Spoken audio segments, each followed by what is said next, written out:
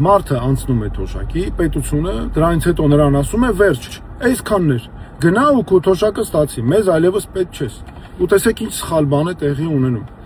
Բազմաթիվ մասնագետներ, ուսուցիչներ, բժիշկներ, դատավորներ, դատախազներ, նախարարությունների աշխատողներ, ոստիկաններ, որ ամբողջ կյանքը իրենց նվիրել են պետությանը, հասարակությանը, մեր պետությունը շենացնելու գործին, այլևս զգում են իրենց անօգնական, ոչ պետքական։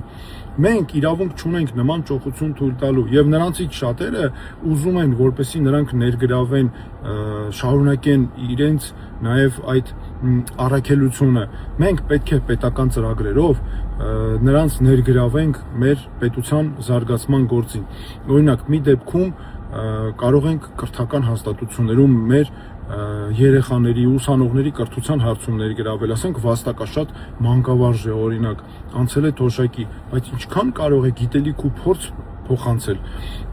կամ երիտասարդ մասնագետներին ավելի փորձը փոխանցել, վերապատրաստել, կրթել, օրինակ ոստիկան է, անցել է թոշակի, մանավանդ այդ մարմիններում, օրինակ կարող է 50 տարեկանում անցնել թոշակի, որտեղ ստաժով է պայմանավորված, ուժը տեղը, կարողությունը տեղը, տեսեք ինչքան փորձ կարող է փոխանցել երիտասարդ մասնագետներին, սա նաև հնարավորություն կտա, որ սերունդների միջև կապը ապահովի, ավագ սերունդը իր փորձը փոխանցում է նաև կրտսեր սերնդին, այստեղ բարոյական նաև կարևոր հատված կա, որ